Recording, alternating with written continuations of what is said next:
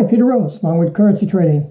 Good morning. It's middle of August in 2020, and I wanted to cover a topic that I don't see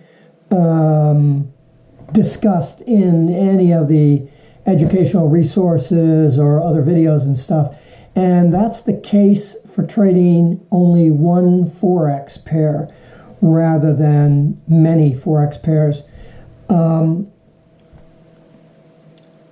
I think that Forex pairs are like kids, if you have kids or brothers or sisters, or even just friends. Each one has its own different characteristics. Each one has a different presentation of themselves to you. And in fact, your interpretation of that presentation may very well be different than what somebody else might interpret it to be. So if you were trying to get to know somebody, would you have a room full of that person and all their friends and be trying to carry on a conversation with everybody at the same time? Or would you just want to focus on that one person? And in fact, wouldn't the relationship that you have with that person not only be more rewarding but satisfying for both of you, just because of the knowledge, the depth of knowledge that you have of that person, rather than you go into a room with 6 or 7 people that you know and that you're friendly with, but you really don't know them into any great depth. You don't know that when Frank's sister was, 22, she was in a serious car accident, and that impacted the whole family. And so some of his views of the world are cast around that rather traumatic event that happened in the family. I mean, I don't have to go on ad nauseum giving you details about all this stuff. Just take that analogy and apply it to the Forex market. If you have a currency pair like the pound dollar, you're dealing with, understand the economies of those two pair countries and how they differ and how they're alike. You get to know them. Now, you could do the Turkish economy and the Tibetan economy, I guess, if you could find a pair to trade it. And that would be fine if you had an interest in Tibet and whatever. You have to have an interest in the two countries that make up the pair, because you have to be interested in what's going on in those two different countries, their economies. It doesn't necessarily have to be the country that you live in that's one of the currencies in that pair, but it has to be two countries that you have some kind of an interest in. It could be the two different countries that your grandparents emigrated from. I mean, I don't know what that would be, or just you just like the economies of those countries. You don't mind reading stories about it, about that country. You're not going to be able to do fundamental analysis, and I don't believe in fundamental analysis anyway, unless you're a Warren Buffett, where you're really not doing fundamental analysis of the company. You're doing specific data collection and comparing that with all the other references. It's pretty dry stuff. But a country's economy is very exciting. What's the politics of that country, and how is that impacting on the current economic environment within that country? What's their unemployment rate, and why is it that level? What happened during their last recession in response to what happened in the other countries' last indication? And it isn't that you have to study that stuff. Just by learning about the country, you're going to go to the different news sites and you're going to find out that their presidential election is going to be next week. And maybe in other countries, their presidential election is going to be in a different time frame. Well, how's that going to affect the country? I mean, maybe your sister lives in in Peru, and so you're interested in the economy down there and how that affects her work, and so you're interested. And so you understand that each one of these currency pairs deals with two countries.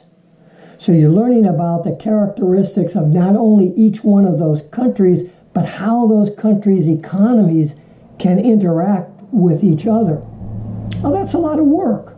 You just don't pick up a book and read about that.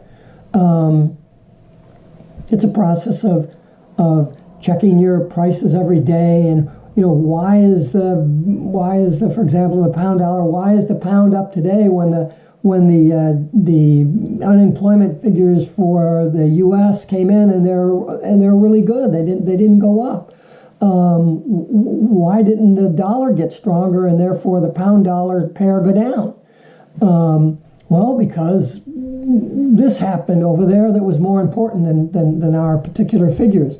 So you just, on a daily basis, you get to know that, so that you're not fragmenting your focus over, well, what's going on in Great Britain or England as opposed to what's going on in the United States, and trying to compare that with what's going on in Spain with maybe what's going on in China, or what's happening in Japan and their struggles maybe in Indonesia. It's familiarity with those two countries that enables you to develop an instinct for what those countries are going to do in response to maybe an economic disaster or whatever. It's like old friends.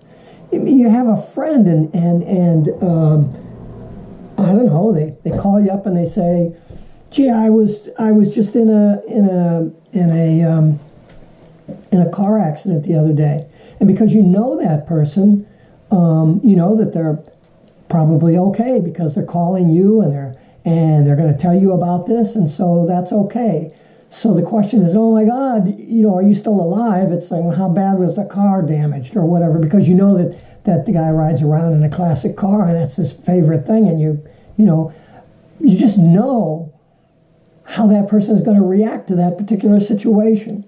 And there's a comfort in that.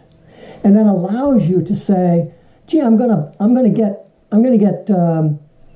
get Jeanette a Christmas present, and I just know that she's gonna like this coffee coaster, or she's gonna like this coffee mug. And I'll get this paired because I've got the kind of the Southwest look at it, and this has kind of got a Southwest type of theme, and she lives in Santa Fe, and so I'll get that for her for Christmas, because you know that she's going to like that. And you're going to be able to look at the currency pair that you're trading, and you're going to say, gee, they're expecting their unemployment rate to go up because they're fighting this particular economic situation that they're faced with. But I've seen them go through this before. I know that it'll be tough, but it's a resilient economy. They've got a new president that's very forward-looking, and so I'm not going to trade the news. I'm not going to worry so much.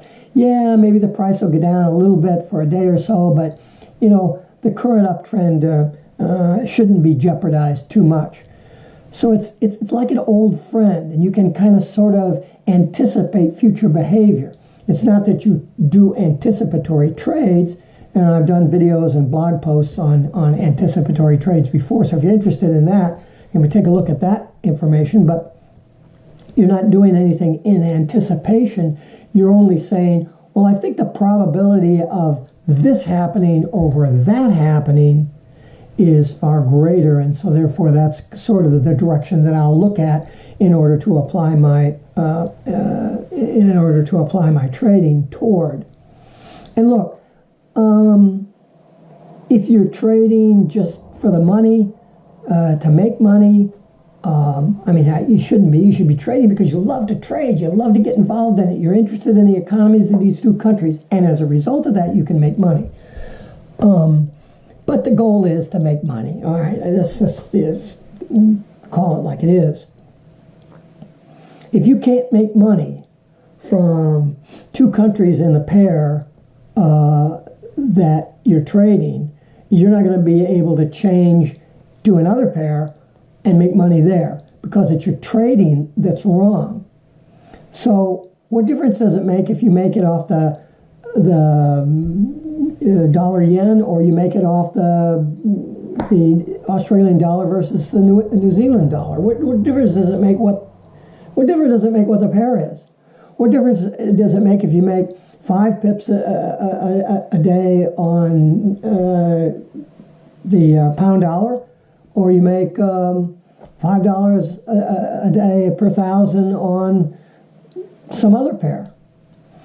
Where is the statistical likelihood that you're going to be able to do the best trading? It's going to be on that pair that you've become intimately familiar with. You know, if you've been trading for 4 or 5 years, you might be able to trade 3 or 4 or 5 pairs. You might have the confidence just to put up the charts when you sit down to trade in the morning. Put up the charts of 5 or 6 pairs and go, oh, these two look like they've got possibilities for today. I think I'll trade those. But if you think you're going to go into trading and splatter your attention out among several different pairs, it isn't going to happen. You don't have that experience. It's like you just learn how to drive a car. You're driving around in a Jetta, and all of a sudden somebody says, hey, I got a Lamborghini here. Why don't you jump in this and drive that? Well, you're going to be able to. It's just a car. You turn it on, you put the gas in. It's the same thing, but it's a different car. It's a different performance, different feel. Are you going to feel comfortable doing that? Oh, and then get out of the Lamborghini and jump into this semi-trailer and that's carrying has material and drive that somewhere. Well, could you do it? Yeah, you could do it. But what are you trying to accomplish in your driving? You're trying to get from here to the grocery store and back safely. So you pick that car and you drive it every day, and so that you're not worried about the car. You're worried about getting to the goal. You're thinking about different things. So I feel, and look, I've got a lot of education behind me and a lot of life experience. I've been 50 years teaching martial arts and understanding people as far as their fears go, and we all have fears. So I know 3 things in life. I always tell people I'm a master in just 3 things, and that's it: pain, fear, and money. And nobody knows any more about those 3 things and how they interrelate together than I do. And I'm just telling you that if you try to fragment your attention on anything, multiple girlfriends, boyfriends, multiple TV series, multiple cars, multiple currency pairs, it's just fragmenting, getting involved in one and doing the best that you can with that one. Look, if you've done any trading at all, then you know it's difficult to make 100 pips a day.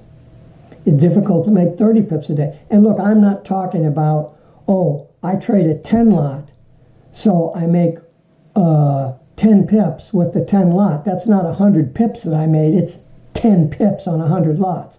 There's a lot of assholes out there that'll try to show you how great they are by changing the statistics that they're reporting to you. Don't fall for that. But if you could make 5 pips a day, you could make a living. You couldn't do it on a $1,000 account because that's $5 a day on 1,000. But it's $50 a day on a $10,000 account, and it's $500 a day on a $100,000 account. Don't think you're going to make a living on a $1,000 account. You might not even be able to make a living on a $10,000 account. What do you want, a free ride? You're going to listen to these assholes out there. They're going to tell you you can take a $15,000 or even a $20,000 account and replace your day job. Well, this is not going to happen. It's not going to happen. I mean, if your day job is $5 an hour,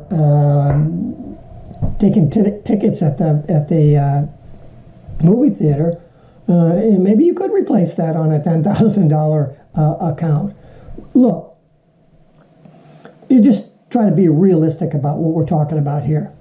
If you can make 5 pips a day, 2 days a week, for 50 weeks, on $1,000, $5 a day, that's a 50% return. A 50% return. So if you can do that on a $1,000 account, that's all the money that you have in the world, and you can do that on a $1,000 account. Wouldn't that give you the motivation to gather as much money as you could together and maybe get a $50,000 account and make, what are you going to make a day on that? 5 pips on a $50,000, you make $250 a day. That's pretty good money. But you have to learn how to be consistent. You have to be comfortable with the pair that you're trading. And so let's come back to this.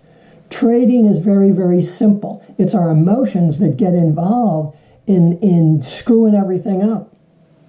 So why complicate the whole thing by looking at multiple currency pairs, multiple time frames, pick one pair, pick one kind of trading that you like to do, whether you're a long-term trader, a swinging trader, a day trader, scalper, short-term, what kind of trader are you? And make 5 pips a day per 1,000 that you trade. And don't trade more than $1,000 until you can make 5 pips a day consistently. Until at the end of a 3-month period of time, you've come out with, whatever that is. If you make 5 pips a day, 2 days a week, then you're making 10 pips a week. And so you've got, I don't know, let's say 12 weeks. You do the math. If you get out there at the end of that 3-month period of time and you've been able to do that on a $1,000 account, wouldn't you then go out and find all the money that you could possibly do and have confidence to be able to go in there and do that and replace your job income so you don't have some asshole screaming at you about hitting your numbers or hit the door or fix that thing or dig that hole or go do this or don't treat the customer that way? That's what we all have to put up with when we're in our jobs. I worked a job 33 years as a senior software engineer. And that's a pretty elite group of people. You have to be pretty smart to be in there and to do that.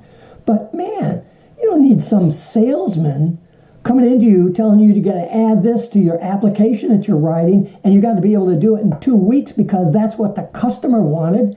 Get out of my office. Man, that is just, you know better than that. But you have to deal with that shit, and that creates stress in your life. Wouldn't it be nice just to sit down at the computer, make your $5 or your $50 or your $500, shut things down, go swimming, take the kids to the beach, cook a nice meal, read a book, and enrich your life instead of giving that life up for 40 years to some asshole that's only draining your life force out to make them money. Yes, you get money in return, but at what cost? At what price? When you're going to learn how to trade currencies, or if you're even trading currencies now, break that bad habit. Don't be trying to splatter your attention against multiple currency pairs. Just don't do it. Peter Rose, Longwood Currency Trading. Have a great day. Have a great trading day.